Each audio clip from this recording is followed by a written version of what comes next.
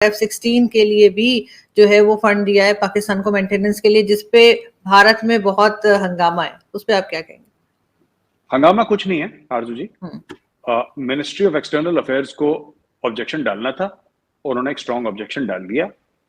देखिए, ये जो टेक्नोलॉजी आपके पास है 40 साल पुरानी है F-16 की, और इसका भारत से कुछ होगा दागा नहीं कुछ, ठीक है ना।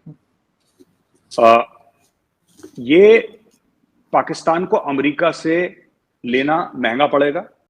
इसके पीछे डिपेंड करता है कि हमारी लॉबी कितनी स्ट्रॉन्ग है। इमरान खान जो हमारी लॉबी बना रहा था वो हमारी रशिया और चाइना वाली लॉबी बना रहा था, पाकिस्तान उसे अगेंस्ट किया, अमेरिका के साथ गया, और अमेरिका के आगे हमेशा ही हम झुकते हैं। अमेरिका ने पाकिस्तान को कुछ $450 मिलियन एक डील की है, जिसमें हम F-16 त्यारे जो हैं उनकी मरम्मत का काम और कुछ साजो सामान फराहम किया जाएगा।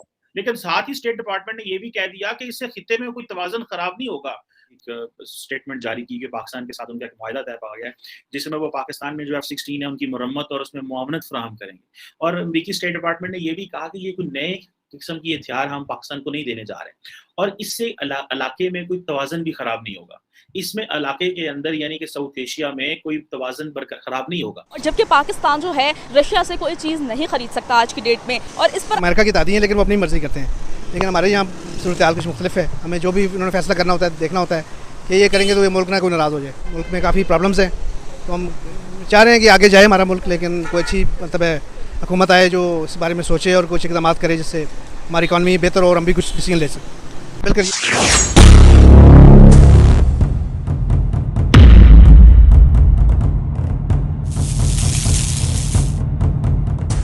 लूँगा कि F-16 के बजाय बिना अगर आप F-16 को अपने उससे निकाल दें फोर्स लेवल से, तो आपके पाकिस्तान एयरफोर्स में कोई भी जहाज़ ऐसा नहीं जो J-17 की जो आपने बात की है वो मोस्टली ग्राउंडेड है।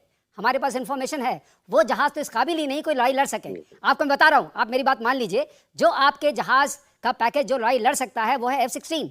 F-16 में वो काबिलियत है, लेकिन अगर अपग्रेड नहीं होगा और उसके पास सस्टेनेंस पैकेज नहीं आएगा, कोई भी चाहे आप तुर्की से लेते रहें, वो जहाज मेंटेन नहीं हो सकते हैं। आपने सर्विसिबिलिटी लेवल्स को देखिए अपने स्क्वाड्रंस की, आपको पता चलेगा कि वहां पर 18 में से 2 जहाज 3 जहाज के अलावा सर्विसिबल नहीं है, जिसको हम कॉम्बैट वर्दी बोलते हैं। अमेरिका ने पाकिस्तान को कुछ $450 मिलियन एक डील की है, जिसमें हम F-16 त्यारे जो हैं उनकी मरम्मत का काम और कुछ साजो सामान फराहम किया जाएगा।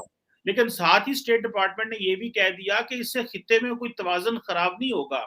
इनके हमें अपनी पॉलिसी को देखना पड़ेगा कि हमने किस तरफ अपने आप को झुकाना है, और जहाँ से अपने अवाम के लिए और अपनी गवर्नमेंट और अपने मुल्क के लिए बेनिफिट्स हमने लेने। ज़्यादा जो अपना मतलब असला वगैरह वो लेते हैं वो रशिया से लेते हैं आफ्टर अमेरिका, ठीक है। तो उन्होंने अपनी पॉलिसी में क्लियरली ये लिखा हुआ है कि हम उनके साथ भी मिलकर चलेंगे और अमेरिका के साथ भी मिलकर चलेंगे। अब ये स्टैंड देख लें कि अमेरिका किस हद तक चला गया था इंडिया के लिए, कि उन्होंने उनको वो ग्रे और ब्लैक लिस्ट वाला भी डरावा दिया था कि अगर उन्होंने S-400 लिया, उन्होंने क्लियरली अपना स्टैंड से रखा था हमने उनसे लेना है, हम आपके साथ मिलकर चलेंगे, मगर हमारी अपनी भी कोई ज़रूरियात है हम वो पूरी करेंगे, जिसकी वजह से अमेरिका को ग्रेजुअली देखें झुकना पड़ा। उन्होंने कहा S-400 ले लें, ठीक है। और पाकिस्तान जो है वो शुरू से ही हम डर के अमेरिका से रहे हैं, तो हम हमेशा प्रो अमेरिकन रहे हैं, हमने रशिया वाला मामला की तरफ देखा ही नहीं है। तो उसके लिए फॉरेन पॉलिसी की अगर बात की जाए ना, तो हमारी फॉरेन पॉलिसी का वैसे बेड़ा गर्क हुआ हुआ है, ठीक है। हाँ, स्पेशली ये देखा जाए तो मैं हालांकि ना मैं नवाज शरीफ को सपोर्ट करने वाला हूँ ना इमरान खान को, मगर पिछली जो नून लीग की गवर्नमेंट गई थी उसमें उसने सही बेड़ा गर्क किया फॉरेन पॉलिसी का।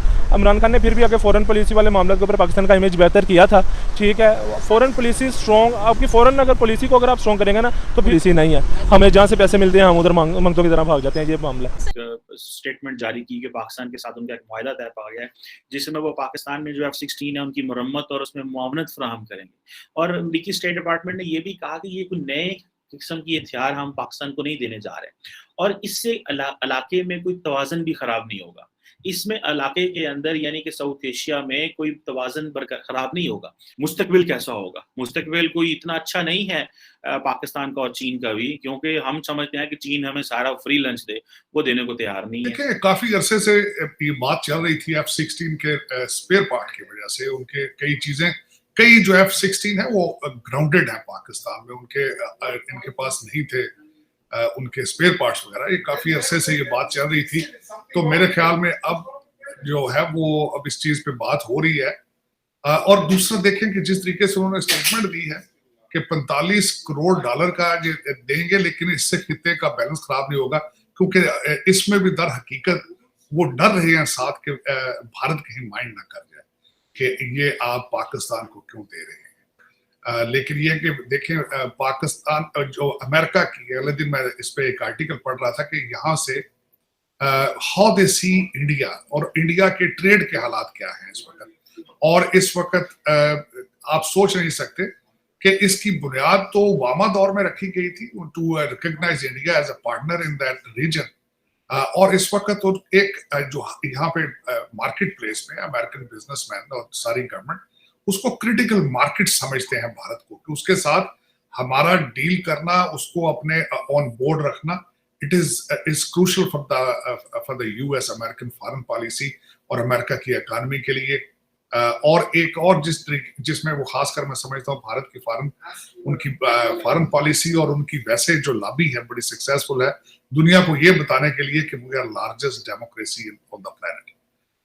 और दूसरा एक यहाँ पे अगर देखा जाए तो यहाँ पे जो उनकी अमेरिका के अंदर इन्वेस्टमेंट, बल्कि मैं अगले दिन सेम आर्टिकल में मैंने पढ़ा है कि तकरीबन जो भारत की इन्वेस्टमेंट अमेरिका के अंदर है उससे 70,000 जॉब्स क्रिएट की गई है अमेरिका के अंदर। तो वो उनका रिलेशनशिप भारत का अमेरिका के साथ इज वेरी इंपॉर्टेंट और they are the regional partner. They are lately जिस तरीके से उन्होंने 5th लार्जेस्ट इकॉनमी बना है Bharat, so they have almost grown to become a mini superpower in the area।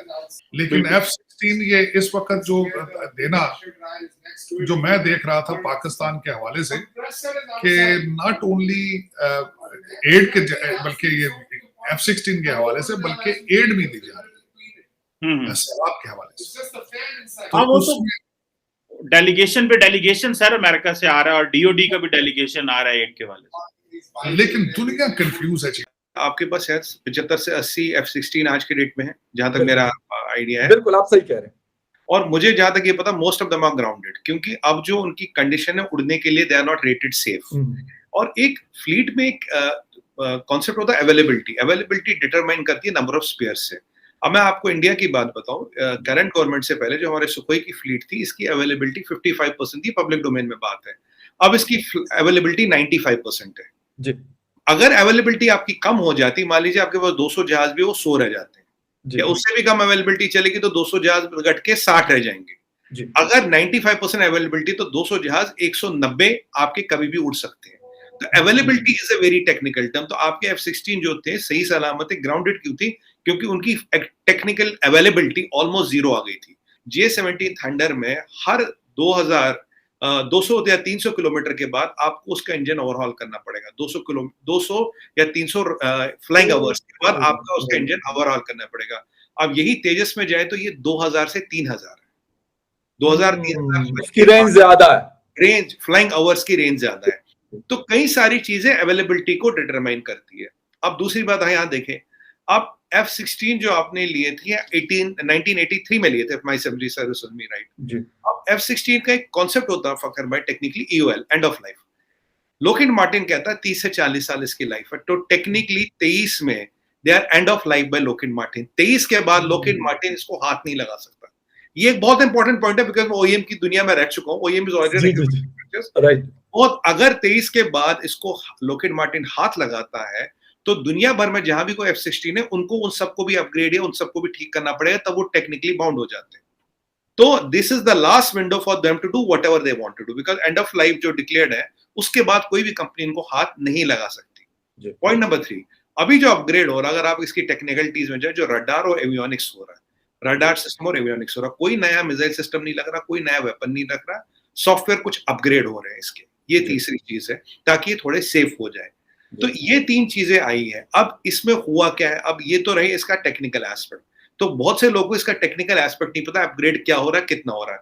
But क्या ये F-16 जो अपग्रेडेड है वाइपर उसके श्रेणी में आ रहा, नहीं आ रहा। इवन F-16 वाइपर की अगर आप बात करें यूएस में 80 से 95% fleet upgraded F-16 has been discarded by US air force. आने वाली जो 10-20% फ्लीट बटी उनको 5 साल में वो डिस्कार्ड करेंगे, ये भी उन्होंने डिक्लेयर किया है। तो ये पाकिस्तान गवर्नमेंट काफी दिनों से कह रही थी हमें अपग्रेड दो। अब अमेरिका ने बोला ठीक है हम तुम्हें अपग्रेड दे रहे हैं। तुम चाहते हो कि भाई हम अपनी तुम्हारी एयर स्पेस ना यूज करें, तो तुम्हें हमारा काम करना पड़ेगा, तुम्हें तालिबानियों के आगे जाना पड़ेगा।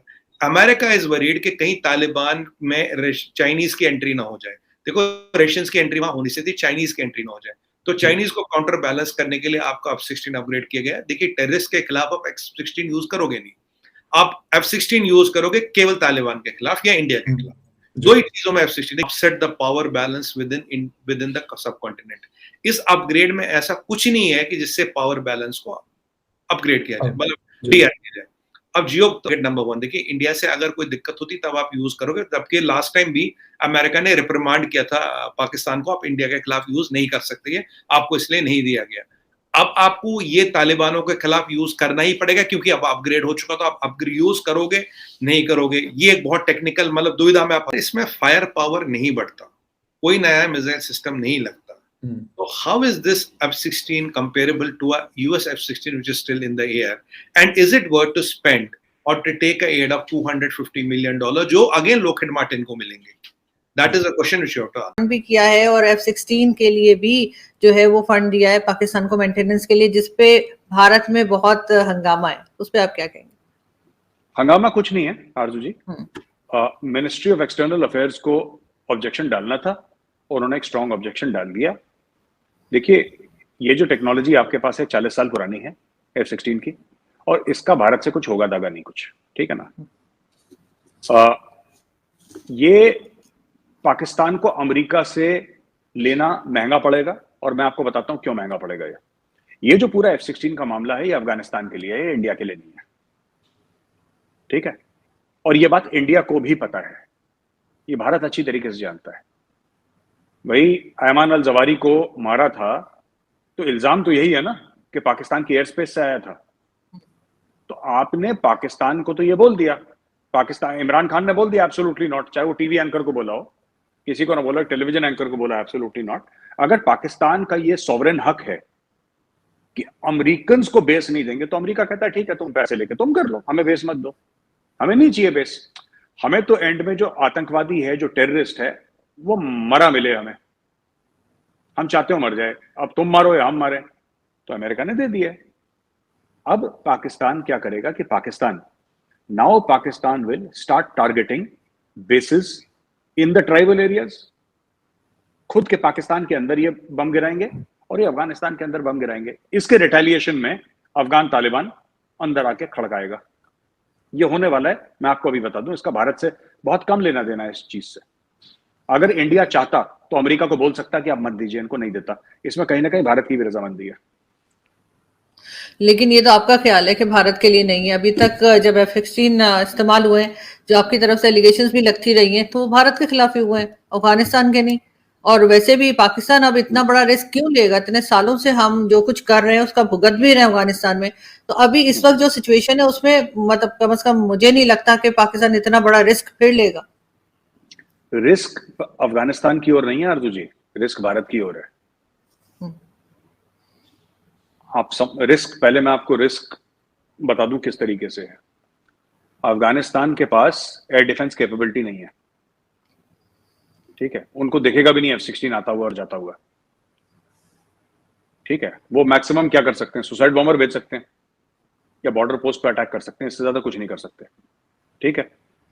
अब मैं आपको एक बात बताता हूं कि जो आप कह रहे हैं ना कि भारत के खिलाफ इस्तेमाल हुआ था, मैं आपको बता दूं कि आप लोगों ने कितना ज्यादा जो ज़रबे अज़्ब हुआ था, रद्दुल फसाद हुआ था, वो तो आपने खुद के लोगों के खिलाफ आपने आर्टिलरी और F-16 यूज करे हैं। जब वो बच्चे मारे गए थे, मासूम बच्चे APS पेशावर में, तो आपने F-16 आपके टेक ऑफ करे थे और आपने गांव के गांव नॉर्थ वजीरिस्तान में उड़ा दिए थे। अभी हाल ही में आप लोगों ने अटैक करा था अफगानिस्तान के अंदर और आपने ग्राउंड टारगेट्स निकाले थे उसके, जो आपको लगा था कि वहां से अटैक कर रहे हैं। 6 महीने पहले आप लोगों ने अटैक करा था अफगानिस्तान के अंदर टारगेट। तो कहने की बात यह है, और आप अपना एयर स्पेस भी दे रहे हैं अफगानिस्तान के अंदर। इंडिया में तो वन ऑफ हो गया वो अभिनंदन वाला case, that's a one of. कभी हो गया, हमारे लोग अंदर आए, आपके लोग अंदर आए, दैट्स अ वन ऑफ। मुझे नहीं लगता कि इंडिया को किसी भी, देखिए इंडिया की जो फौज है वो बड़ी तेजी से इतनी बढ़ रही है कि there is a very small percentage of threat from Pakistan, बहुत ज्यादा। और इसलिए भी ज्यादा खतरा है क्योंकि इंडिया का जो रिस्पॉन्स मैकेनिज्म है वो डिस्प्रोपोर्शनेट है आरजू जी। मतलब ईंट का जवाब पत्थर वाला मामला तो मोदी जी ने फाड़ के डस्टबिन में डाल दिया, और वो ईंट का जवाब पत्थर होता नहीं है इंडिया में। और वहां से ईंट आएगी, यहां से पूरा पता लगा पर्वत का पर्वत आ रहा है उड़ता हुआ। So that is what he has started, and वो एक बेंचमार्क सेट हो गया इंडियन मिलिट्री के माइंड में, because the prime minister is like that.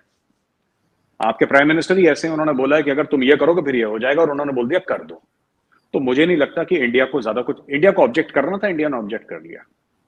Pakistan sovereign मुल्क है, अमेरिका सॉवरेन मुल्क है, अमेरिका पाकिस्तान को क्या देता है, that is Pakistan and America's business, ठीक है। लेकिन मैं आपको बता रहा हूं कि पाकिस्तान फंस गया ये मदद लेके, क्योंकि अब अमेरिका बोलेगा कि ठीक है अब आप एक काम करो, आपको ये दिक्कत है ना कि हम लोग आपका एयर स्पेस यूज नहीं कर सकते, हम यानी कि अमेरिकन, यही दिक्कत है ना कि हम लोग आपके ग्राउंड एसेट्स यूज नहीं कर सकते या आपके एयरफील्ड यूज नहीं कर सकते, ठीक है, हम नहीं यूज करेंगे, आप तो कर सकते हो, हम आपको पैसा देंगे। यही काम पाकिस्तान वॉर ऑन टेरर में कर रहा था पैसे लेके, वही काम अब पाकिस्तान इस साल करेगा और अगले साल करेगा। आप देख लीजिएगा 2-4 महीने के अंदर ये जैसी चीजें ठीक हो जाएंगी, स्ट्रीमलाइन हो जाएंगी, या maximum bye early next year आपके हो जाएगा, क्योंकि टीटीपी तो रुकने वाला नहीं है। और पाकिस्तान को एक कवर स्टोरी मिल जाएगी कि साहब वहां से हमारे ऊपर अटैक हो रहा है, हम तो जवाब दे रहे हैं, और होगा वो अमेरिका के कहने पे, और वो कार्रवाई होगी, वो करेगा पाकिस्तान।